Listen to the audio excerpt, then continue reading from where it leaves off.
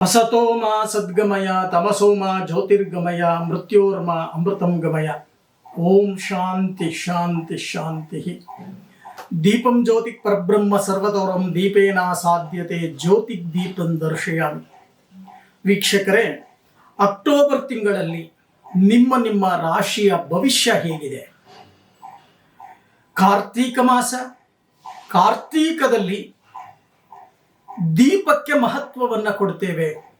ದೀಪಾವಳಿಯಿಂದ ಕಾರ್ತೀಕ ಮಾಸದವರೆಗೂ ಪ್ರತಿ ದೇವಾಲಯಗಳಲ್ಲಿ ದೀಪೋತ್ಸವ ಅಂತಕ್ಕಂಥದ್ದು ನಡೆಯುತ್ತೆ. ಇಂಥ ಒಂದು ಅಕ್ಟೋಬರ್ ಮಾಸದಲ್ಲಿ ಪ್ರತಿಯೊಬ್ಬರೂ ಕೂಡ ನಂದಾ ದೀಪವನ್ನ ದೇವಾಲಯಗಳಲ್ಲಿ ಅರ್ಪಣೆಯನ್ನ ಮಾಡಿ ಭಕ್ತಿಯಿಂದ ಪ್ರಾರ್ಥನೆಯನ್ನ ಮಾಡ್ತಕ್ಕಂಥ ಕೆಲಸವನ್ನ ಮಾಡಿ.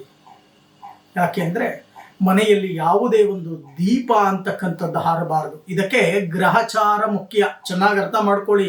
ಗ್ರಹಗಳ ಬಲಾಬಲಗಳು ಅಂತಕ್ಕಂಥದ್ದು. ಚಂದ್ರಬಲಂತು ತಾರಾಬಲಂತು ದೇವ, ಸುಲಜ್ಞ ಸಾವಧಾನ, ಶುಭ ಮುಹೂರ್ತ ಸಾವಧಾನ, ಲಕ್ಷ್ಮೀ ನಾರಾಯಣ ಧ್ಯಾನ ಸಾವಧಾನ.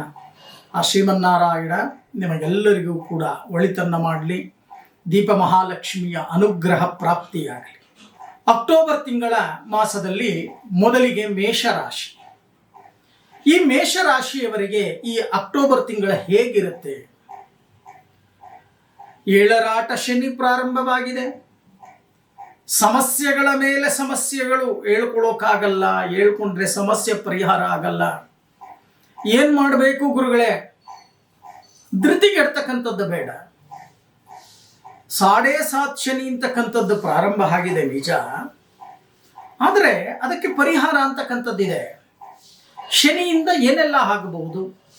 ಮಾಡ್ತಕ್ಕಂಥ ಕೆಲಸ ಕಾರ್ಯಗಳಲ್ಲಿ ವ್ಯತ್ಯಾಸಗಳಾಗ್ತಕ್ಕಂಥದ್ದು, ಚಂಚಲತೆಗಳಾಗ್ತಕ್ಕಂಥದ್ದು, ಮಾಡ್ತಕ್ಕಂಥ ಕೆಲಸ ಕಾರ್ಯದಲ್ಲಿ ವಿಘ್ನಗಳಾಗ್ತಕ್ಕಂಥದ್ದು, ಉದ್ಯೋಗ ಬದಲಾವಣೆಯನ್ನ ಮಾಡ್ತಕ್ಕಂಥದ್ದು, ವಿಘ್ನಗಳನ್ನು ಅಧಿಕವಾಗಿ ಕೊಡ್ತಕ್ಕಂಥದ್ದು ಕಂಡುಬರುತ್ತೆ. ಏಳರಾಟ ಶನಿ ನಷ್ಟದಲ್ಲಿ ಶನಿ ನಿಮಗೆ ಮೇಷರಾಶಿಯವರಿಗೆ ಮೀನರಾಶಿಯಲ್ಲಿ ಶನಿ ಸಂಚಾರವನ್ನು ಮಾಡ್ತಾ ಇದ್ದಾನೆ.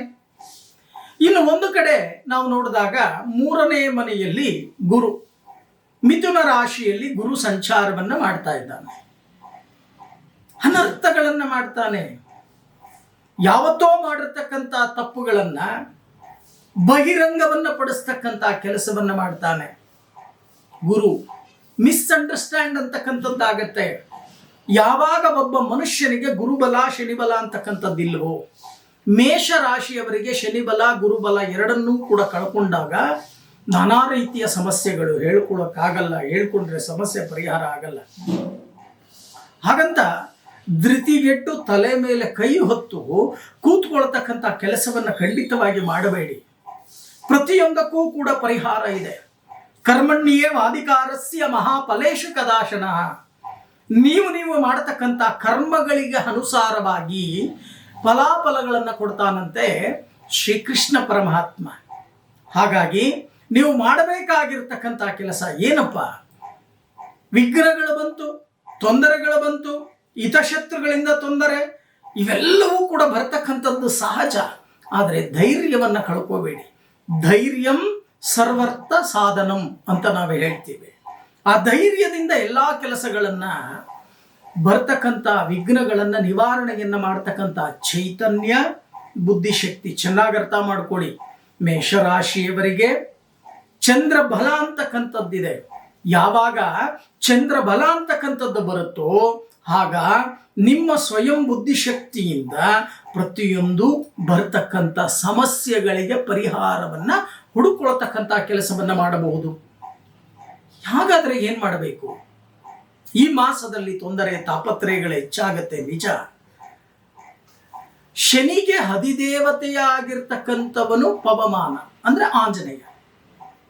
ಅದರಲ್ಲೂ ದಕ್ಷಿಣಾಭಿಮುಖವಾಗಿರ್ತಕ್ಕಂಥ ಆಂಜನೇಯನಿಗೆ ನಾಟಿ ತುಳಸಿಯನ್ನ ಅರ್ಪಣೆಯನ್ನ ಮಾಡಿ ಪ್ರತಿನಿತ್ಯ ಹನುಮತ್ ಚಾಲೀಸ ಪಾರಾಯಣವನ್ನ ಮಾಡ್ತಕ್ಕಂಥ ಕೆಲಸವನ್ನ ಮಾಡಿ, ಪ್ರತಿ ಸೋಮವಾರ ಶಿವಾಲಯಕ್ಕೆ ಹೋಗಿ ಶಿವನ ಗೋಪುರದಲ್ಲಿ ದಕ್ಷಿಣ ಭಾಗದಲ್ಲಿ ದಕ್ಷಿಣಾಮೂರ್ತಿ ಅಂತಕ್ಕಂಥವರಿರ್ತಾರೆ, ಅವರಿಗೆ ಹಳದಿ ಪುಷ್ಪವನ್ನು ಅರ್ಪಣೆಯನ್ನ ಮಾಡಿ ಭಕ್ತಿಯಿಂದ ಪ್ರಾರ್ಥನೆಯನ್ನ ಮಾಡಿದಾಗ ಈ ಮೇಷರಾಶಿಯವರಿಗೆ ಬರ್ತಕ್ಕಂಥ ಕಷ್ಟ ಕಾರ್ಪಣ್ಯಗಳೆಲ್ಲವೂ ಕೂಡ ಕಮ್ಮಿ ಆಗತ್ತೆ ಅಂತ ಹೇಳುತ್ತೆ ಜ್ಯೋತಿಷ್ಯ ಶಾಸ್ತ್ರ. ಈ ರೀತಿ ಮಾಡಿ ಸದುಪಯೋಗವನ್ನು ಪಡಿಸ್ಕೊಳ್ತಕ್ಕಂಥ ಕೆಲಸವನ್ನು ಮಾಡಿ, ಧೃತಿಗೆಡ್ತಕ್ಕಂಥದ್ದು ಬೇಡ. ಆದಿತ್ಯಾದಿ ನವಗ್ರಹಗಳ ಅನುಗ್ರಹ ನಿಮಗೆ ಪ್ರಾಪ್ತಿಯಾಗಲಿ ಅಂತ ಹೇಳಿ ನಾನು ಕೂಡ ನವಗ್ರಹಗಳನ್ನು ಪ್ರಾರ್ಥನೆಯನ್ನು ಮಾಡ್ತೀನಿ.